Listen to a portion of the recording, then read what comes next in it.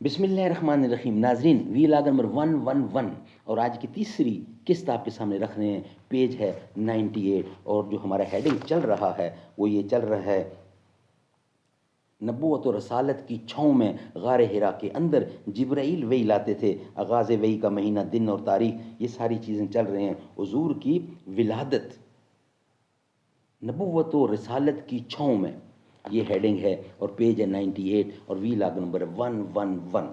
یہ ہم آپ کے سامنے رکھ رہے ہیں. یہ ہے آج کی تیسری قسط. ناظرین، اس کتاب کا نام ہے الرحیق المختوم. رائٹر ہیں اس کتاب کے مولانا صفی الرحمان مبارک پوری. سیرت النبی صلی اللہ علیہ وسلم پر دنیا بھر میں اول انعام یافتہ کتاب الرحیق المختوم. قال اللہ تعالی. ناظرین، رابطہ عالم اسلامی مکہ مکرمہ کے زیر اہتمام منعقدہ سیرت نگاری کے عالمی مقابلہ میں اول آنے والی عربی کتاب کا اردو ترجمہ الرحیق المختوم. رائٹر ہیں مولانا صفی الرحمان مبارک پوری. قال اللہ تعالی یسقون من رحیق مختوم. یہ لوگ سرے بمہر شراب پلائے جائیں گے. قال اللہ تعالی وَإِن تُطِيعُوهُ وَتَهْتَدُوا وَإِن تُطِيعُوهُ تَهْتَدُوا. اور اگر اس کی فرمان برداری کرو گے تو راہ پاؤ گے. بسم اللہ الرحمن الرحیم. الحمد للہ الذی ہدانا لہذا وما کنا لنہتدی لولا ان ہدانا اللہ. اللہم صلی علی محمد النبی الامی وازواجہ امہات المومنین وذریتہ واہل بیتہ کما صلیت علی ابراہیم انک حمید مجید. وی لاگ نمبر 111 ہم آپ کے سامنے رکھ رہے ہیں. فرقہ بندی ہے کہیں اور کہیں ذاتیں ہیں، کیا زمانے میں پنپنے کی یہی باتیں ہیں. حرم پاک بھی، اللہ بھی، قرآن بھی ایک، کچھ بڑی بات تھی ہوئے جو مسلمان بھی ایک. منفعت ایک ہے اس قوم کی، نقصان بھی ایک، ایک ہی سب کا نبی، دین بھی ایمان بھی ایک. آئیے اب حضرت عائشہ صدیقہ رضی اللہ عنہا کی زبان سے، یعنی زبانی، اس واقعے کی تفصیلات سنتے ہیں. یہ انوار لاہوت کا ایک ایسا شعلہ تھا جس سے کفر و ضلالت کی تاریکیاں چھٹتی چلی گئیں، یہاں تک کہ زندگی کی رفتار بدل گئی اور تاریخ کا رخ پلٹ گیا. حضرت عائشہ صدیقہ رضی اللہ عنہا فرماتی ہیں، رسول اللہ صلی اللہ علیہ وسلم پر وحی کی ابتدا نیند میں اچھے خواب سے ہوئی. آپ جو بھی خواب دیکھتے تھے وہ سپید، وائٹ، سپیدہ صبح کی طرح نمودار ہوتا تھا.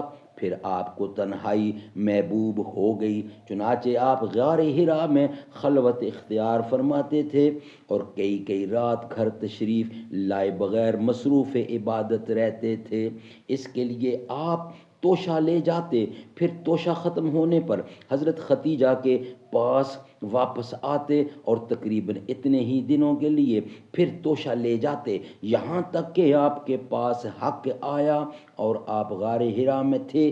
یعنی آپ کے پاس فرشتہ آیا اور اس نے کہا پڑھو. آپ نے فرمایا میں پڑھا ہوا نہیں ہوں. آپ فرماتے ہیں کہ اس نے مجھے پکڑ کر اس زور سے دبایا کہ میری قوت نچوڑ دی گئی. پھر چھوڑ کر کہا پڑھو. میں نے کہا میں پڑھا ہوا نہیں ہوں. اس نے دوبارہ پکڑ کر دبوچا، پھر چھوڑ کر کہا پڑھو. میں نے پھر کہا میں پڑھا ہوا نہیں ہوں. اس نے تیسری بار پکڑ کر دبوچا، پھر چھوڑ کر کہا اقرا باسم ربک الذی خلق الانسان من علق اقرا وربک الاکرم. پڑھو اپنے رب کے نام سے جس نے پیدا کیا انسان کو لوتھڑے سے پیدا کیا. پڑھو اور تمہارا رب نہایت کریم ہے.